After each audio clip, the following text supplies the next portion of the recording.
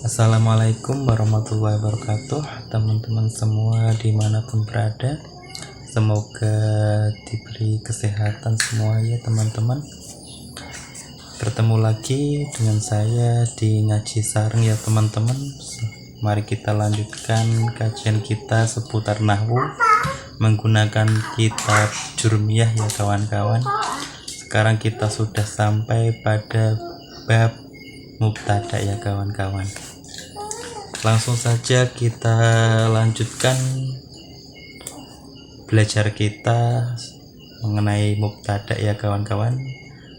Bismillahirrahmanirrahim. Babul mubtada wal khobar. Jadi bab ini menjelaskan mubtada dan khobar. Ini termasuk isim-isim yang dibaca rofa ya kawan-kawan. Kemarin kita sudah dibacakan secara rinci isim-isim yang dibaca rofa ada 7 ya kawan-kawan. Kemarin sudah dibahas, ada fa'il, naibul fa'il ya, ini yang ketiga adalah mubtada. Oke teman-teman, mubtada itu apa? Kita baca sama-sama. Al mubtada'u huwal ismul marfu al ari anil awamilil lafdiyah.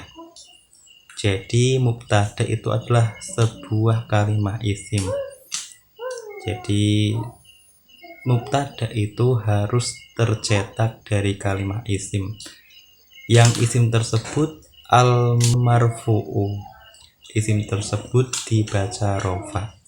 Yang kemudian al-ari anil awamil lahdiyah, yang juga sepi atau tidak ada ditemukan dalam mubtada ini dibaca rofanya itu disebabkan amil lafdiyah, melainkan yang merofakkan mubtada ini kawan-kawan adalah amil maknawi, tidak karena menjadi permulaan dalam kalam ya kawan-kawan. Seperti contoh zaitun.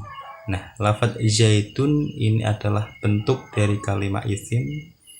Tanda-tandanya ada ya kawan-kawan, yaitu dengan tanwin, dan juga dibaca rofa ditandai dengan dumah karena isim mufrad ya kawan-kawan.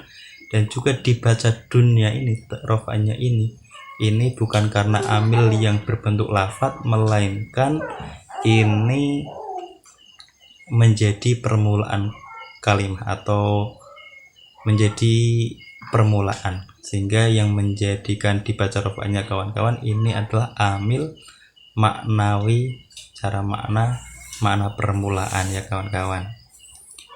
Kemudian wal khobru huwal ismul marfu al musnadu ilaih. Yang kemudian yang kedua kawan-kawan, termasuk isim yang dibaca rofa itu adalah khobar ya kawan-kawan. Khobar itu apa kawan-kawan? Khobar adalah kalimat isim ya. Kita perhatikan kalimat isim yang dibaca rofa. Yang dibaca rofa ini sebab al musnadu ilaih, yang disandarkan kepada mubtada. Jadi khobar ini adalah kalimat isim yang dibaca rofa karena disandarkan kepada mubtada. Kita tadi contohkan dengan lafaz zaitun itu sebagai mubtada, kemudian berikan contoh khobarnya qaimun. Nah, qaimun ini adalah bentuk dari khobar. Karena apa ini? Qaimun ini adalah kalimat isim ya kawan-kawan. Kemudian dibaca rofa dan juga qaimun ini disandarkan kepada lafaz zaitun ya, atau zaitun yang menjadi mubtada, sehingga kalau kita memaknainya zaitun utawi zait iku qaimun wong kang ngadeg ya, bahasa seperti kalau dalam bahasa Jawa ya. Itu adalah penjelasan seputar mubtada dan khobar ini karena bersambungan ya kawan-kawan.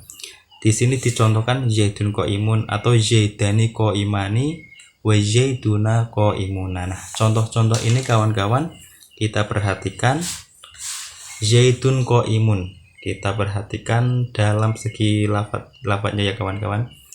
Ketika mubtadanya itu mufrad, maka khobarnya juga mufrad kawan-kawan. Seperti contoh zaitun qaimun. Zaitun adalah bentuk mufrad, qaimun juga bentuk mufrad. Yang kedua, contoh yang kedua, az-zaidani qaimani. Nah, ini adalah bentuk dari mubtada yang tasniyah, maka khobarnya juga tasniyah. Nggak boleh kita mengatakan Zaidani utawi zaid loro iku qaimun wong kang, nggak boleh, harus az-zaidani qaimani. Kemudian contoh yang ketiga kawan-kawan, az-zaiduna qaimuna. Itu juga sama kawan-kawan, ketika mubtada'nya berbentuk jamak maka khobarnya juga harus berbentuk jamak. Kemudian kita lanjutkan kawan-kawan, wal mubtada'u qismani.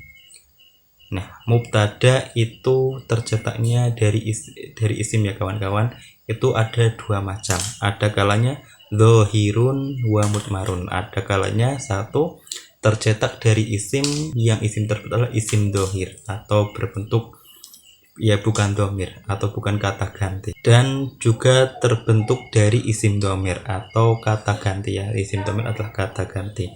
Contoh dari isim dhohir itu seperti yang telah dicontohkan tadi ya kawan-kawan, zaidun qaimun, az-zaidani qaimani, az-zaiduna qaimuna. Itu adalah bentuk dari contoh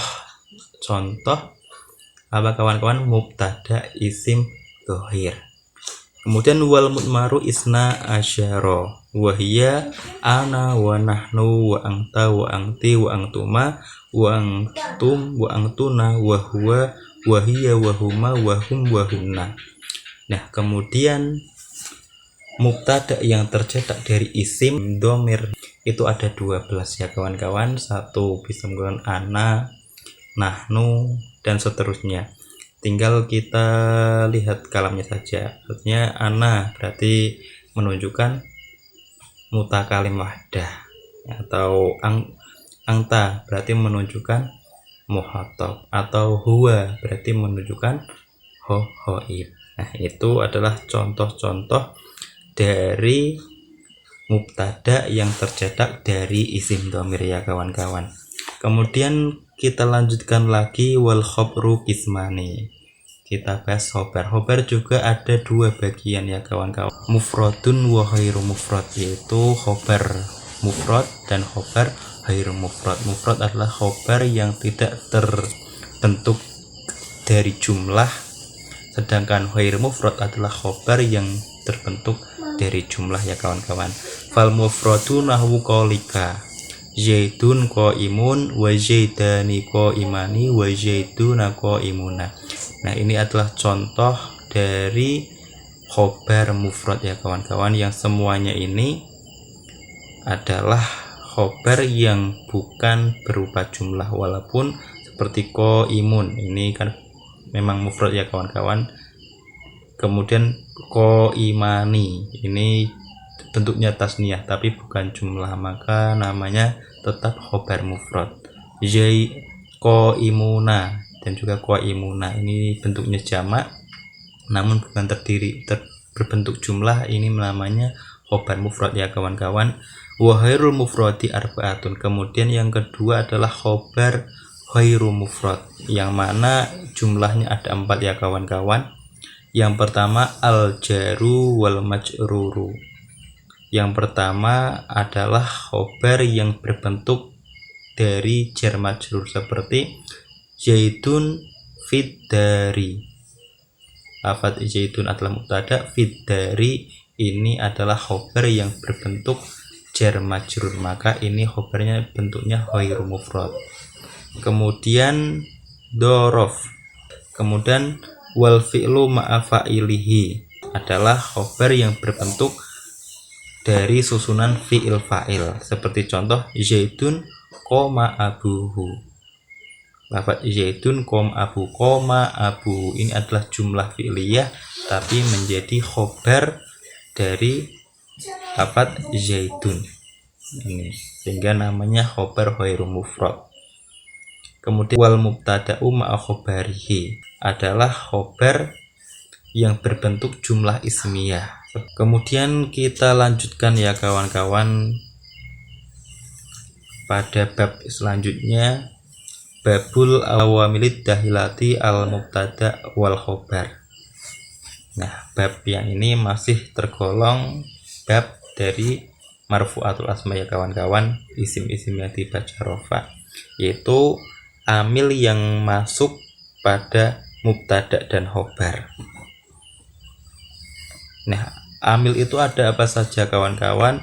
Wahya salah satu asya. Amil yang masuk pada mubtada dan khobar itu ada 3 ya kawan-kawan.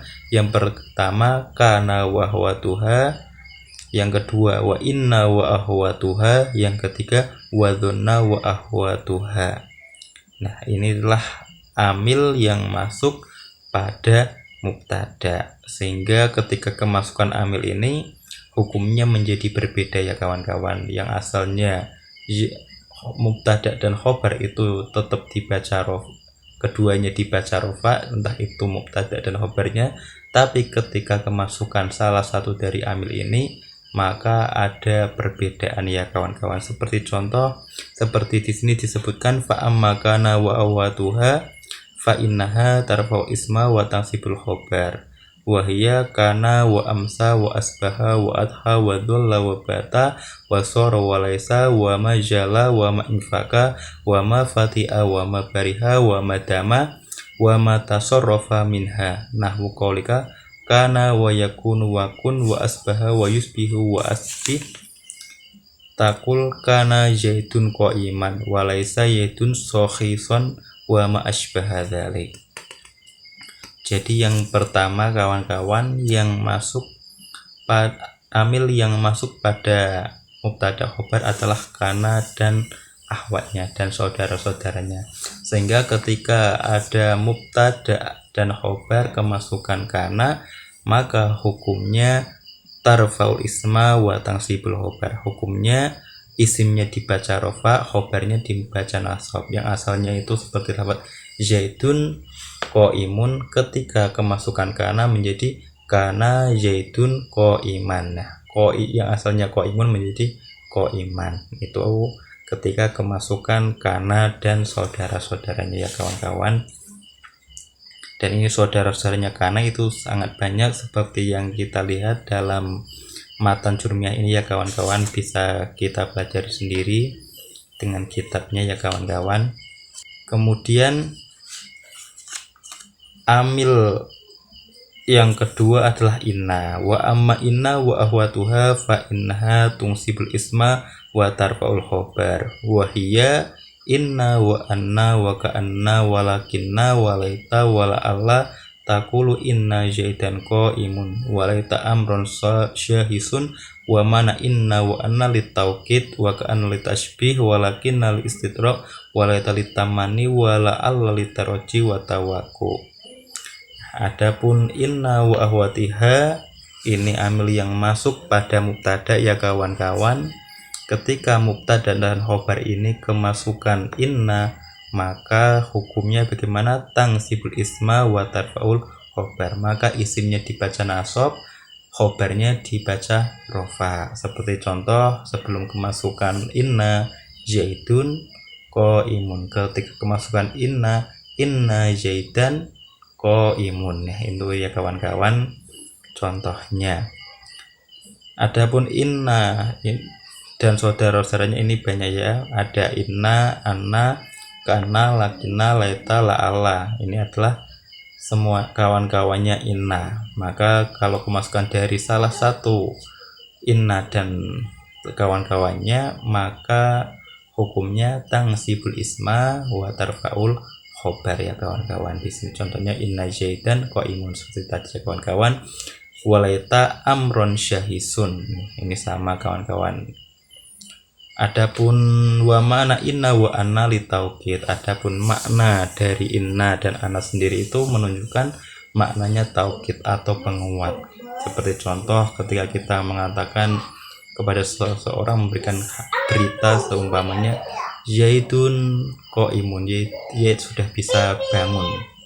Ketika kita mentaukiti perkataan kita inna zaidan qaimun, sungguh Zaid telah bisa bangun, seumpama itu menjadi berita kita itu berita yang sungguh-sungguh tentang pengkhobaran atau pemberitaan tentang Zaid tadi ya kawan-kawan. Dan juga wa ka'anna litasbih. Kemudian walakinna menunjukkan makna istidrak. dan laita menunjukkan makna tamani, dan la'alla menunjukkan makna taroji atau tawaku ya kawan-kawan.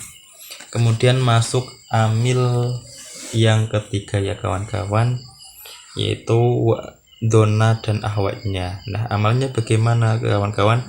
Wa amma donangtu wa ahwatuha fa innaha tangsibul mubtada wal khabra ala annahuma maf'ulani laha wa hiya donangtu wa hasibtu wa hiltu wa ja'amtu wa ra'aitu wa alimtu wa wajadtu wa tahottu wa ja'altu wa sami'tu takulu donangtu syaitan mungtolikon wahiltul hilala laihan wa ma'asbaha dzalik.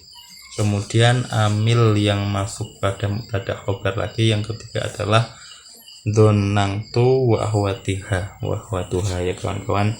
Maka ketika mubtada dan khobar kemasukan donangtu ini, hukumnya bagaimana kawan-kawan?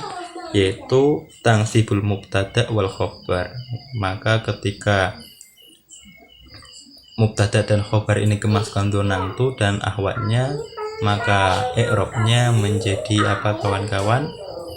Mubtadanya dibaca nasab dan khobarnya dibaca nasab karena menjadi maf'ul ya kawan-kawan, keduanya menjadi maf'ul.